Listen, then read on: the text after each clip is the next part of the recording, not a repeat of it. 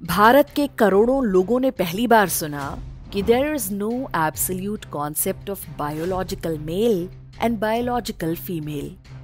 Genitals don't define gender, अर्थात शारीरिक रूप से पुरुष या शारीरिक रूप से स्त्री कोई पूर्ण अवधारणा नहीं है। जननांग किसी व्यक्ति के लिंग को परिभाषित नहीं करते।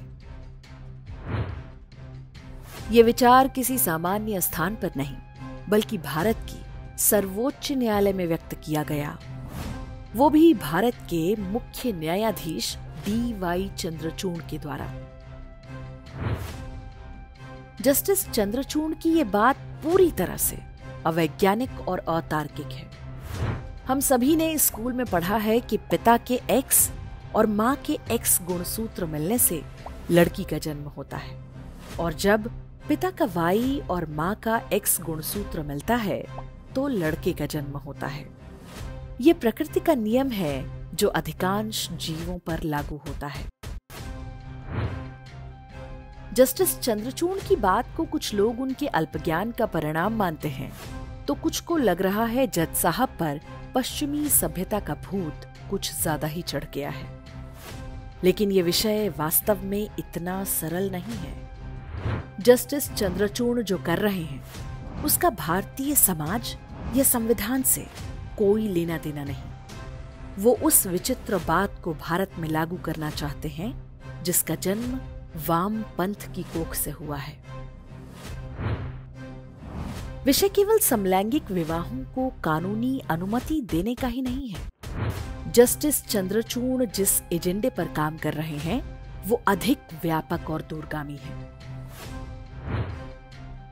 ये तय मानिए कि समलैंगिक विवाह के बाद भारत में लैंगिक विविधता यानी कि जेंडर डाइवर्सिटी के विचार को कानूनी रूप से लागू किया जाएगा। वामपंथियों के अनुसार मनुष्यों में कुल 72 प्रकार के जेंडर होते हैं। इतने भी पर्याप्त नहीं हैं, अभी और जेंडर की खोज चल रही है। उनके अनुसार इन सभी लैंगिक पहचान वालों को मान्यता मिलनी चाहिए। इसे ही वो जेंडर डाइवर्सिटी कहते हैं। इसे लागू करने के प्रयास अभी से आरंभ हो चुके हैं। कुछ समय पहले NCERT के माध्यम से स्कूलों को एक दिशा निर्देश दिया गया था जिसमें कहा गया था कि स्कूल में लड़कों और लड़कियों के लिए अलग वॉशरूम नहीं होने चाहिए। इससे बच्चों का ब्रेन वॉश हो जाता है कि 2 ही प्रकार के लोग होते हैं, स्त्री और पुरुष। इसके अनुसार लड़के और लड़की के यूनिफॉर्म एक जैसे होने चाहिए। स्कूलों में चेंजिंग रूम और हॉस्टल भी अलग अलग नहीं होने चाहिए। वामपंथियों के एजेंडे में अगला नंबर है जेंडर फ्लूइडिटी का।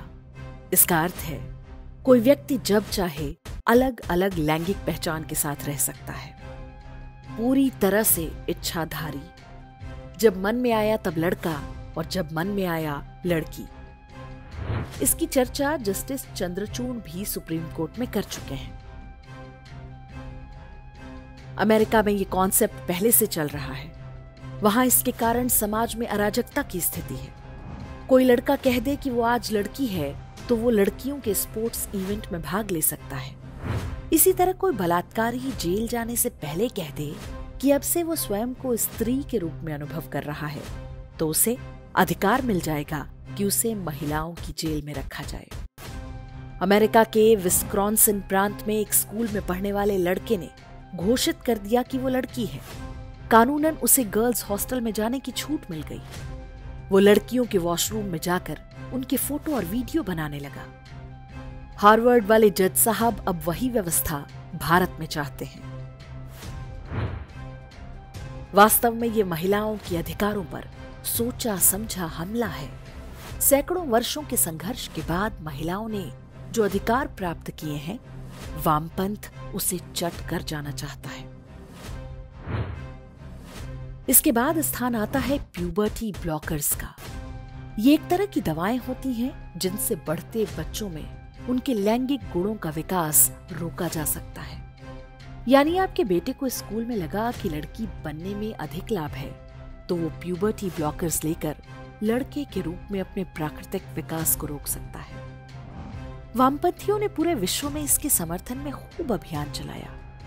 अमेरिका के कई राज्यों में इसकी छूट है और उसके दुष्परिणाम भी सामने आने लगे हैं। जस्टिस चंद्रचूड़ अभी प्यूबर्टी ब्लॉकर्स पर मौन है, लेकिन आश्चर्य नहीं होना चाहिए कि अपने वैचारिक गुरुओं को प्रसन्न करने के लिए शीघ्र ही वो इसकी भी वकालत करते दिखाई देंगे। वर्ष 2018 में जस्टिस चंद्रचूड़ ने ही विवाह के बाहर शारीरिक संबंध बनाने को कानूनी मान्यता दी थी।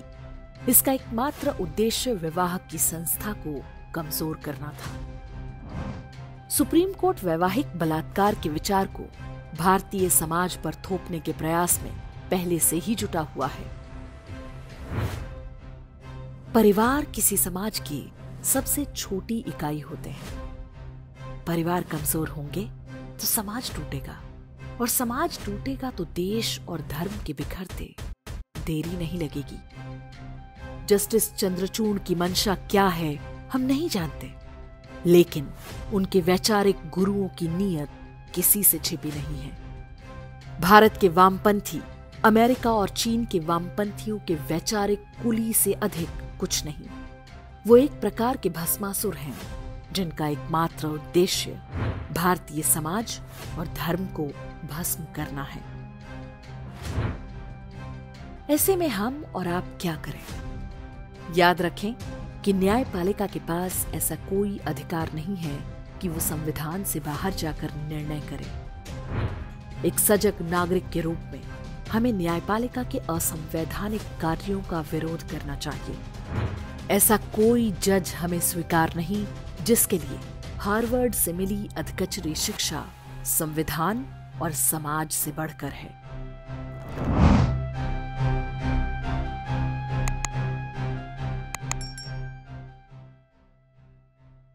इंडेक्स ऑनलाइन के वीडियो समाज को समर्पित हैं। आप इनको डाउनलोड करके जैसे चाहे वैसे प्रयोग कर सकते हैं। चाहे तो आप हमारे टेलीग्राम चैनल से जुड़ सकते हैं। वहां सारे नए पुराने वीडियो आपको मिल जाएंगे।